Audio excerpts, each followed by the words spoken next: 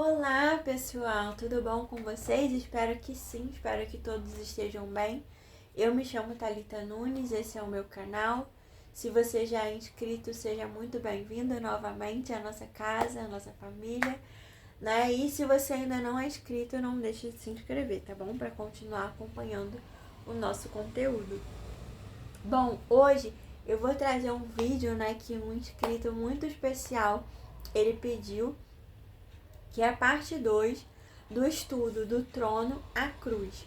Então, no primeiro estudo que a gente fez, na parte 1, a gente elencou 33 pontos sobre Jesus, né? Então, a gente falou vários pontos sobre Jesus, né? O imortal se fez mortal, o abençoador foi amaldiçoado. A gente falou vários pontos, né? Se você ainda não viu, corre, vai ver, né, o vídeo, né, da parte 1 do trono à cruz do nosso estudo. E hoje eu vou trazer mais 15 pontos, tá bom? E aí os outros pontos que faltam, porque na verdade a parte 2 são mais 33 pontos. Eu já escrevi esses 33 pontos, só que hoje eu vou gravar só 15. E aí, se vocês pedirem, eu faço uma parte 3 com os outros pontos restantes que não deu tempo de falar hoje, tá bom? Então, vamos lá? O primeiro ponto é o seguinte: o amado da nossa alma foi traído. Então, Jesus, ele tem vários títulos. De Gênesis a Apocalipse, a Bíblia fala sobre Jesus, faz alguma referência sobre Jesus, né? Toda a palavra de Deus, o tema central é Cristo. E o tema central da Bíblia é o amor de Deus, a salvação da humanidade. Então, toda a Bíblia, né, ela aponta para o nosso Senhor Jesus Cristo. E aí, um dos nomes do Senhor, né, é o amado da nossa alma. E aí a gente faz por quê?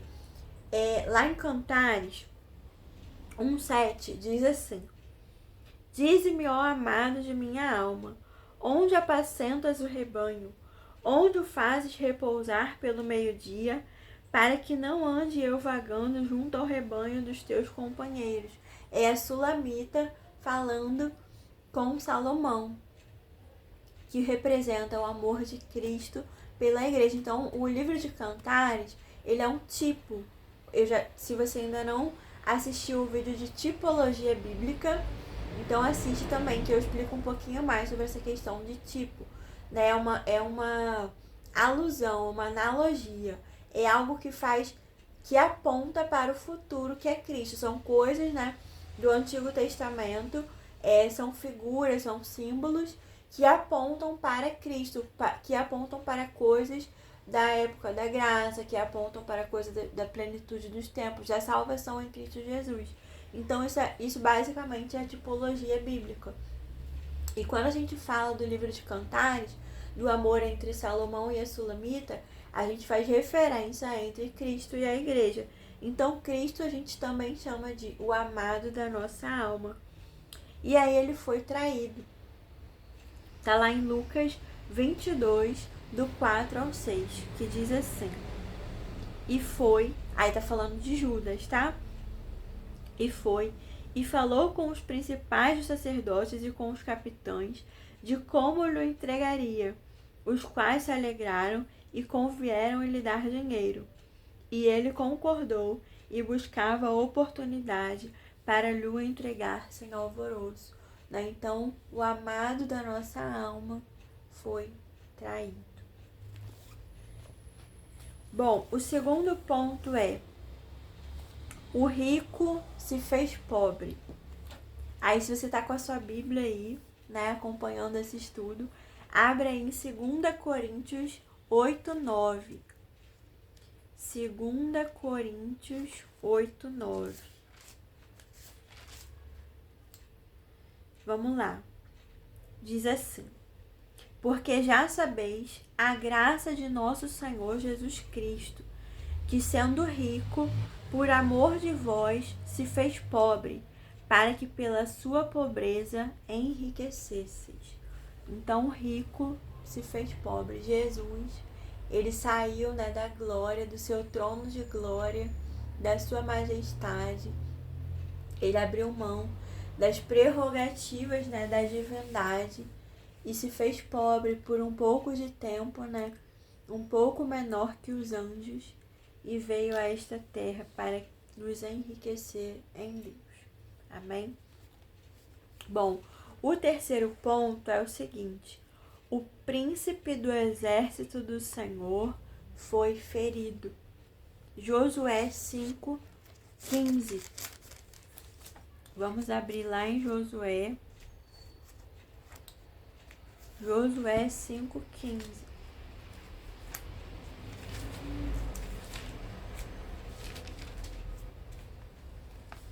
Diz assim: Então disse o príncipe do exército do Senhor a Josué: Descalça os sapatos de teus pés, porque o lugar em que estás é santo. E fez Josué assim. Então o príncipe do exército do Senhor foi ferido. E aí tá lá, né?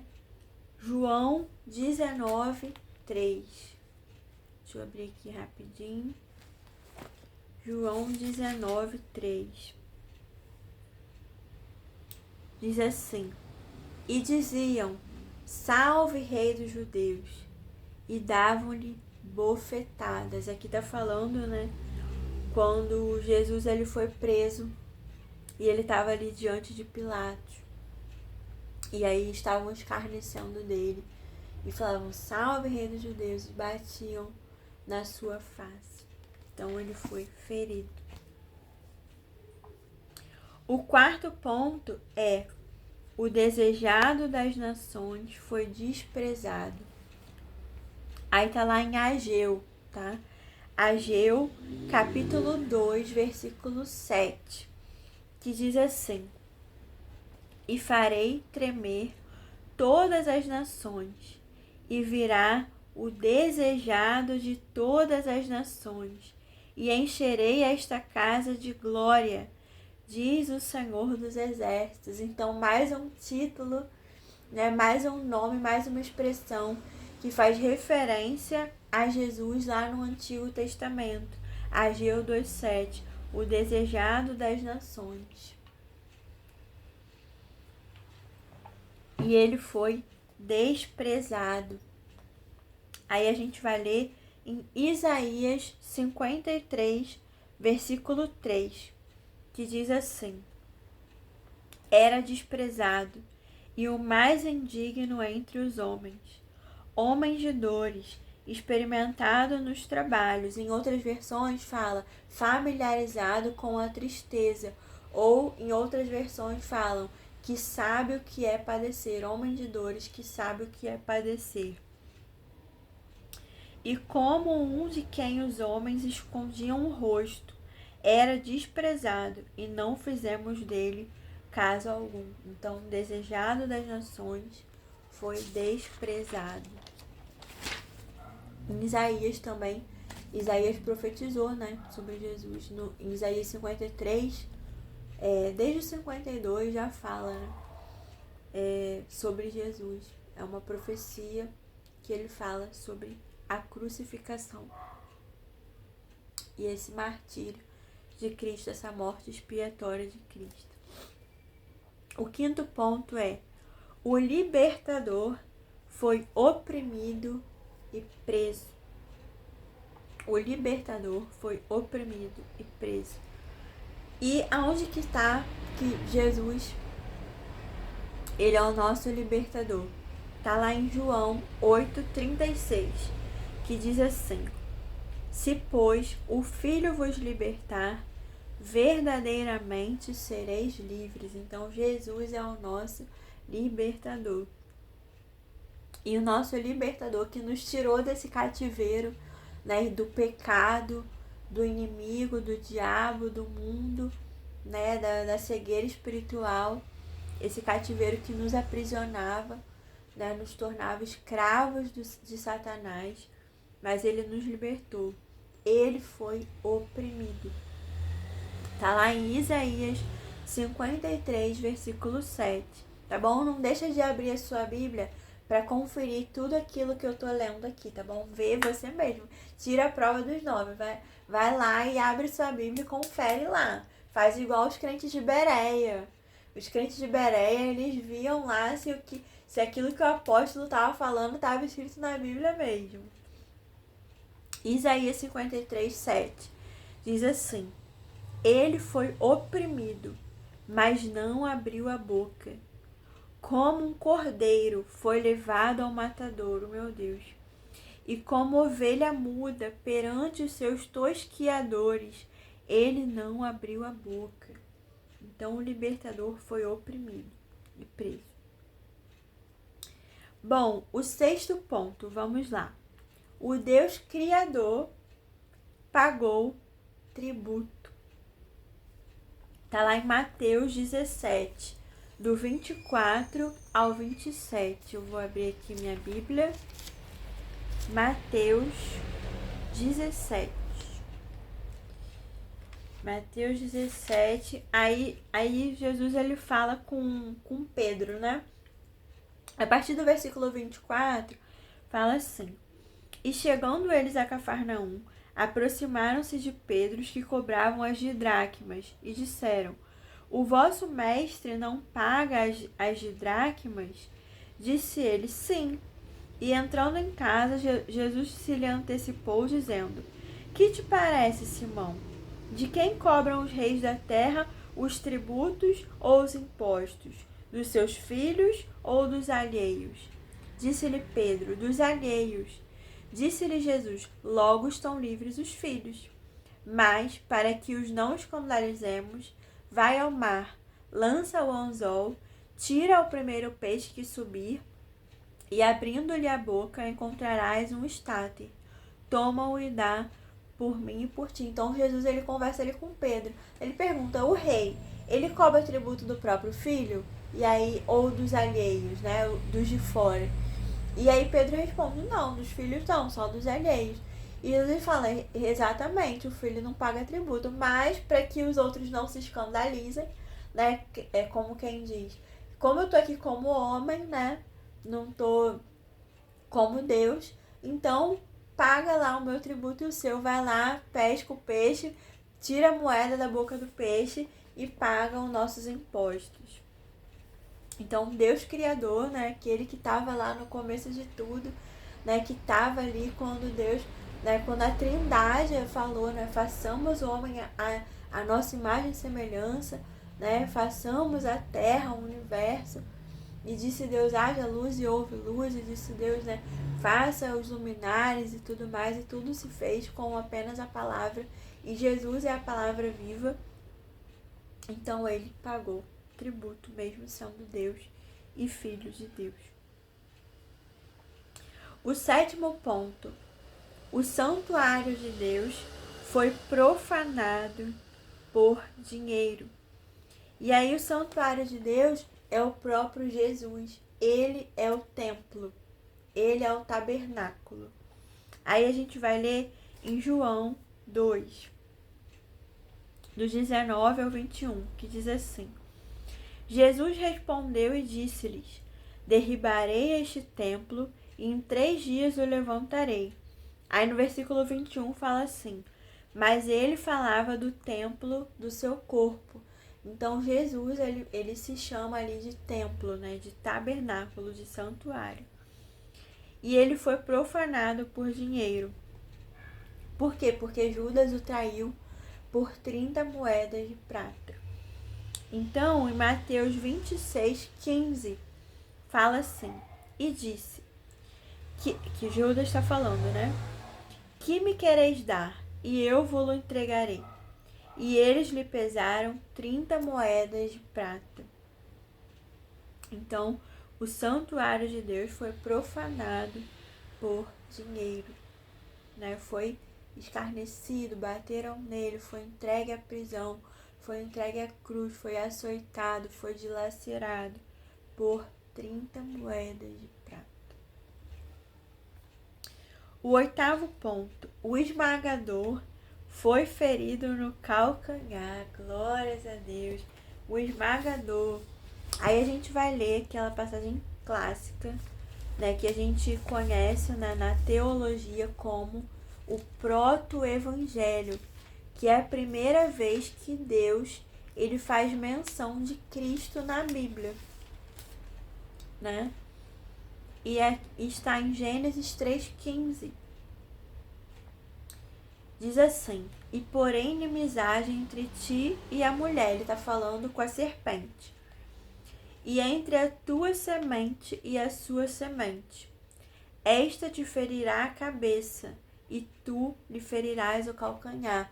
Então a semente da mulher, que é Jesus, né? Que Deus ele já estava ali fazendo a profecia que de uma mulher viria uma descendência que esmagaria a cabeça da serpente, que esmagaria o diabo, né? Que é o proto-evangelho. Então, o esmagador foi ferido no calcanhar. Amém? O ponto 9, vamos lá, vamos prosseguir. O galardoador se fez oferta. Tá lá em Apocalipse 22, gente, isso é muito lindo, muito lindo. Apocalipse 22, versículo 12, que diz assim: eis que cedo venho, aí é Jesus falando. Eis que cedo venho, e o meu galardão é um presente, é uma recompensa. E o meu galardão está comigo, para dar a cada um segundo a obra. Então, o nosso galardão, o nosso presente, a nossa recompensa está com Cristo. E quando Ele vier, Ele traz consigo o nosso galardão. Ele é galardoador. E Ele se fez oferta. Ele se fez presente. Está lá em Hebreus 10, 14, que diz assim: porque com uma só oblação é o mesmo que sacrifício ou oferta, tá? Aperfeiçoou para sempre os que são santificados. Então tá falando de Jesus. Com uma só oferta, né, que foi a morte expiatória de Cristo, aperfeiçoou para sempre os que são santificados. Por quê? Porque antigamente, na antiga aliança, as pessoas que pecavam, elas tinham que oferecer a Deus um cordeiro, elas tinham que oferecer a Deus algo, né, sem defeito, uma ovelha sem defeito, para fazer a purificação dos seus pecados, para se santificar. E aquilo cobria os pecados. Mas depois que Jesus morreu na cruz do Calvário, essa única oferta dele, ele se ofertou, né, como cordeiro. O Cordeiro de Deus que tira o pecado do mundo foi suficiente para nos santificar para sempre. Glórias a Deus. Bom, ponto 10 é: o sacerdote se fez sacrifício. Então, Jesus, ele é tudo. Ele é o templo, ele é o sacerdote e ele é a oferta, né? Ele é tudo. E ele é um altar também, né? Então, lá em Hebreus, Hebreus 9, capítulo 9, do versículo 11 ao 14, fala um pouquinho. E aí eu vou ler aqui alguns versículos. Diz assim: mas, vindo Cristo, o sumo sacerdote dos bens futuros, por um maior e mais perfeito tabernáculo, não feito por mãos, isto é, não desta criação. Porque se o sangue dos touros e bodes e a cinza de uma novilha esparzida sobre os imundos os santificavam, quanto à purificação da carne, quanto mais, meu Deus, isso é muito forte, quanto mais o sangue de Cristo, que pelo Espírito Eterno se ofereceu a si mesmo, imaculado a Deus, purificará a vossa consciência das obras mortas, para servirdes ao Deus vivo. Então ele, né, o sumo sacerdote, ele é o nosso sumo sacerdote. Ele se fez sacrifício. Ponto 11, vamos lá. A estrela da manhã ficou sem brilho. Então, Jesus, ele é a estrela da manhã. Tá lá em Apocalipse 22:16, que diz assim: Eu, Jesus, enviei o meu anjo para vos testificar estas coisas nas igrejas, porque ele escreve as cartas às igrejas, né? Eu sou a raiz e a geração de Davi, a resplandecente estrela da manhã. Glórias a Deus. Jesus é a estrela da manhã. Só que ele aqui, nessa morte expiatória, nesse martírio, ele ficou sem brilho. Tá lá em Isaías 53, versículo 2, que diz assim: Não tinha parecer nem formosura, e olhando nós para ele, nenhuma beleza víamos para que o desejássemos. Ele perdeu o brilho. Versículo 12. O lírio dos vales foi sufocado entre os espinhos. Mais um título de Jesus, mais uma expressão bela, né, que nós nos referimos a Jesus aqui. Jesus, ele é o lírio dos vales, ele é a rosa de Saron. E aí em Cantares, mais uma vez, Cantares, no capítulo 2, no versículo 1 ao 2, diz assim: Eu sou a rosa de Saron, o lírio dos vales. Qual o lírio entre os espinhos, tal é a minha amiga entre as filhas. Então ele se fez lírio entre os espinhos, porque em Mateus 27:29 diz assim: E tecendo uma coroa de espinhos, puseram-lhe na cabeça. Então, na crucificação, puseram uma coroa de espinhos na cabeça de Jesus, o que cravou, né, no crânio dele e inchou, ficou inchado, né? Isso fez escorrer sangue no seu rosto. Gente, esse aqui agora, o 13, ele é muito forte. Quando eu tava estudando, agora há pouquinho, e eu li, né? Eu li o segundo versículo que eu vou ler daqui a pouco. Eu chorei. Porque é muito forte. O mais belo entre os milhares ficou irreconhecível. O mais belo entre os milhares ficou irreconhecível. Salmos 45:2 diz assim: Tu és mais belo do que os filhos dos homens. Em Cantares 5:10 diz assim: Entre 10.000 homens, o meu amado é o mais bonito e o mais forte. Isso na nova versão de hoje, tá bom? Em outras versões fala: o meu amado é o mais distinto. Ou o meu amado traz a bandeira entre os 10 milhares. Né? Depende de cada versão. Mas a gente chama Jesus de o mais belo entre os milhares. Só que olha que forte. Em Isaías 52:14, olha que coisa forte. Diz assim: Como pasmaram muitos à vista dele. Ou, na Bíblia King James, como ficaram espantados à vista dele. Pois a sua aparência estava tão desfigurada, mais do que a de qualquer homem, e a sua figura, mais do que a dos outros filhos dos homens. Então Jesus, ele ficou com o rosto desfigurado por causa dos nossos pecados. O homem mais belo entre os milhares ficou desfigurado, ficou irreconhecível. O 14 agora, estamos acabando essa parte do nosso estudo. O parente remidor entregou a sua vida pela noiva. Então, uma das coisas que a gente também chama Jesus é que ele é o nosso parente remidor, ele é o nosso redentor, ele é o que faz a remissão dos nossos pecados. Por quê? Porque quem já leu a história de Ruth sabe que ela ficou viúva, só que aí depois ela volta ali para a terra de Noemi, sua sogra, que perdeu o filho, que era marido de Ruth, e aí ela encontra com Boaz.